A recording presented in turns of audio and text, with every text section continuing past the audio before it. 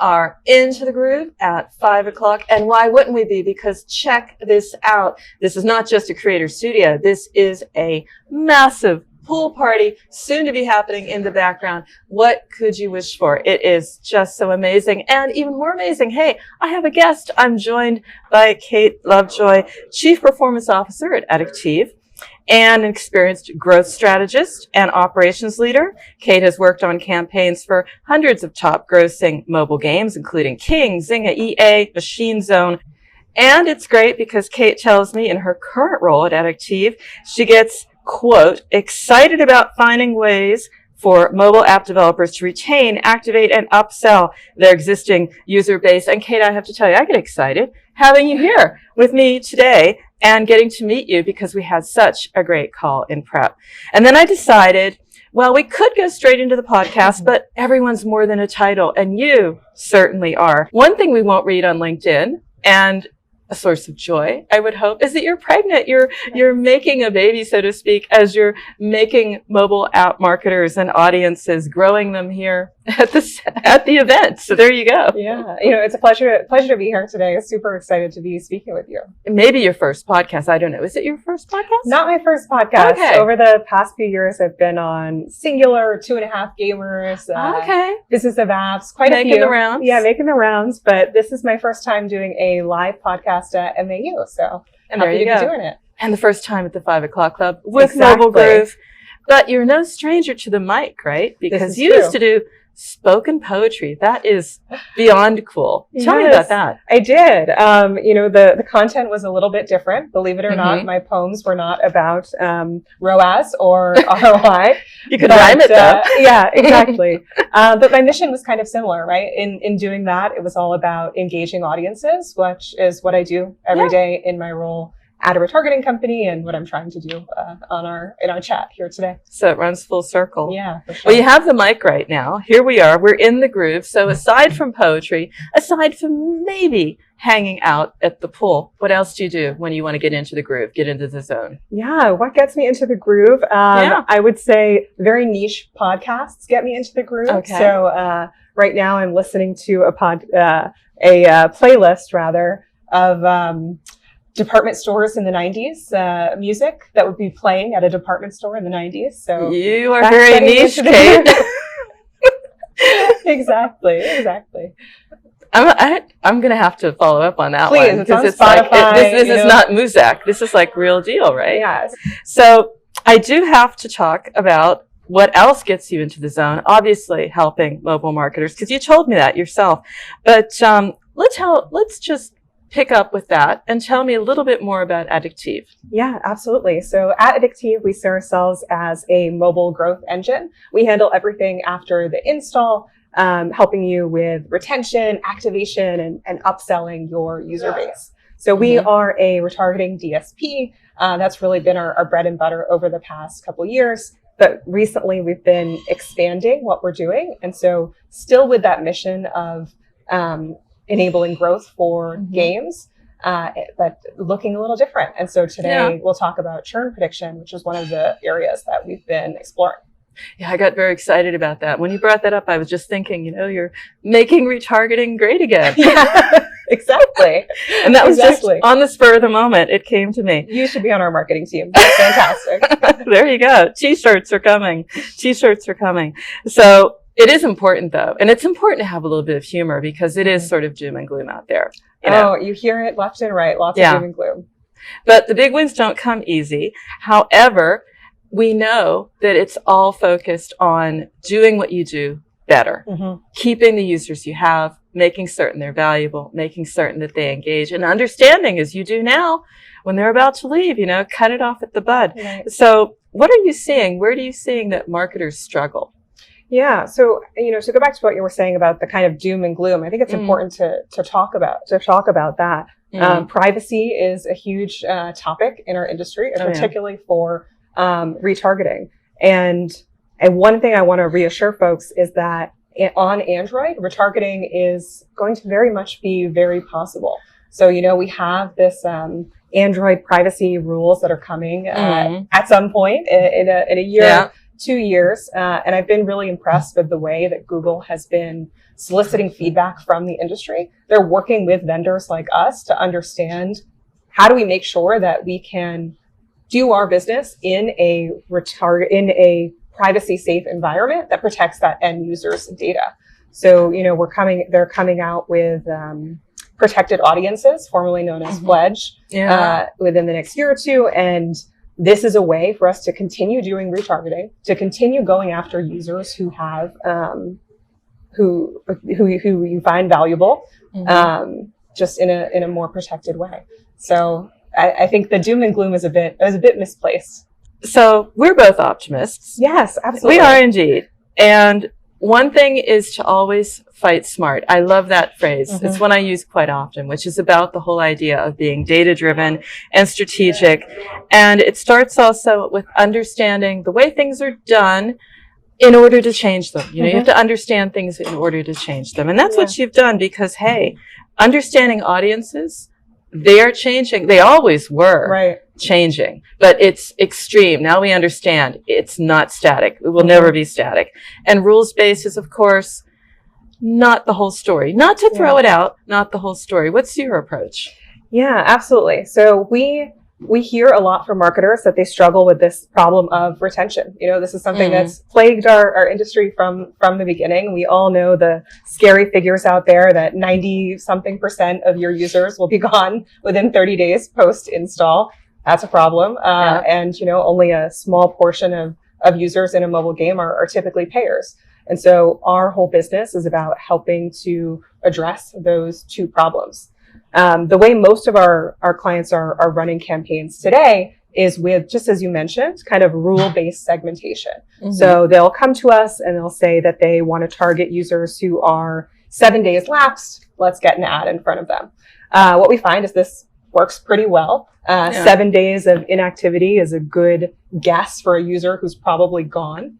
But what we're moving to, and what I'm really excited about, is using more predictive methods for defining that audience base. So instead of just saying, okay, as soon as it's been 7 days, let's get an ad in front of them, let's move towards something where we predict the right moment to show an ad to a specific user before they're gone forever, when you still have a chance to keep them engaged.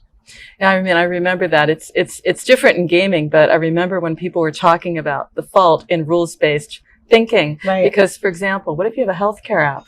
And people are not always coming every 7 days and saying, yes, I really need to check in the app. No, they don't. Because we're hoping they're best of health. That's why. So churn prediction, that's what you're excited about. That's what the industry is really excited about, because it's all about understanding the signs of churn, which I want to delve into, because there are like pre-indicators of indicators. You have this as a product, just recently launched, off the shelf. What does that mean? What does that mean to the marketer? Yeah, absolutely. So as I mentioned, we've been really focused on this problem of retention, and we are in this niche of retargeting. That's what we've been very focused on. And so our models and our data scientists have very much been focused on solving this problem and have come with some good solutions. So what we have is a model that scores your users on a score from 0 to 1, so 0.1, 0.2, et cetera, based on their likelihood to churn. And what we suggest is that you then target those users in the highest likelihood to churn bucket to make sure they don't actually go away from your app. And what are you doing? You're looking at what they're doing in the app, maybe what they're not doing in the app, or outside of the app, and that's all feeding into the model, right? All of that. So really coming from your organic data of what your users are doing, what levels they're completing, how frequently they're opening. All those kind of signals are all being fed into the model, and then we output this score. Well, that is interesting, because then the next question I have to ask, of course, is how marketers can create a segmentation based on this. You're telling them, okay, this user, 1 to 10, they're a 10. Yeah. Hopefully that's a good thing. I don't know. 10's good. 1, something's happening.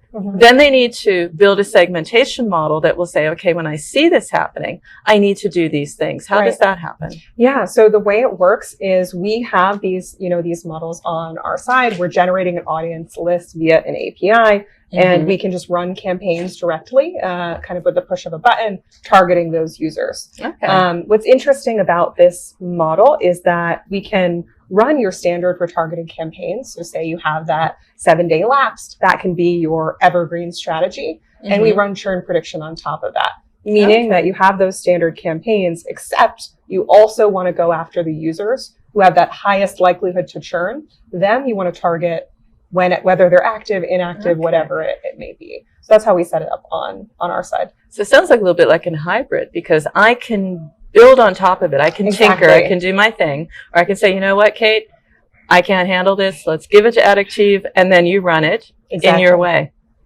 That is very cool. So how about the accuracy of this? Such an important question. Yes, indeed. That's why I'm asking it. What about the accuracy I think of it? a lot of folks should be talking about predictive analytics, and the accuracy is the most important part of that. Do these models work? Because we're doing prediction, we can actually measure if our predictions were correct or incorrect. Yeah. And so we see an 85% accuracy at minimum on our models. Okay. So if we say a user is going to be gone, chances are they're gone. And then, of course, because it's within the technology and the platform, you will be learning. So Absolutely. that 85 will be increasing as well. And it's app by app. We do see some apps that have an even higher percentage there. So let's talk about that, because another thing you do that I think is very valuable is you see the early signs of churn, but you're also building models around this, trying to help people understand it, help them navigate the retargeting strategy. So walk me through this, the data you look at, what you're doing. Absolutely. So when we are running a retargeting campaign, we really think the first step is understanding your user behavior. So really what we do is we take a deep dive into the organic data. We try and figure out what kind of patterns there are, who are your most valuable users, how do we get more users to behave like those valuable ones in the funnel? What are the drop-off points? And before we spend any media with a client, we run this very in-depth analysis to figure out, can we support them with retargeting? Is that, and what does that look like? So examining all that data is a super important part of what we do. It's also free, by the way, right? It is. Yes, it is. That's what blew me away. I was like, okay, you really want to help people to predict churn. They'll give you that as insights, and you'll say, based on that. I mean, I'm just curious. It's just launching, but have you done the predictive analysis before? Have you said to someone, look, you really need to do X, or no, you're not ready. You can go back and do your homework and come back, and we'll do it together. Absolutely. And that's why we offer this for free, the pre-launch analysis, because we want to run campaigns that are successful. I work on the post-sale side primarily with teams, and we invest a lot in our retargeting programs for clients. We're building rich media. We're running all these in-depth analysis on a weekly basis. We do incrementality testing. And so all of that is, extensive. And so we want to run campaigns that make sense for us and that make sense for our clients. And examining that data in the pre-launch analysis enables us to do that successfully. So it's in our benefit too. You also go very granular into the data. Can you give me an idea of how you've done this, or an example? Maybe, a company says, I want to, for example, upsell to payers, how that works, how you actually get that deep, and then that's strategic as well.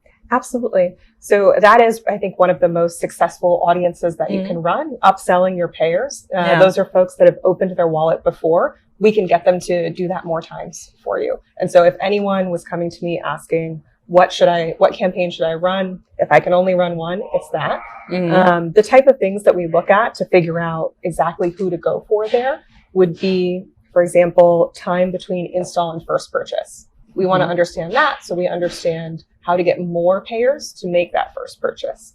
We'll also take a look at the time between purchases, which is something that often surprises our clients, how frequently users make purchases. Typically, we see that a payer in a gaming app is making purchases every few days.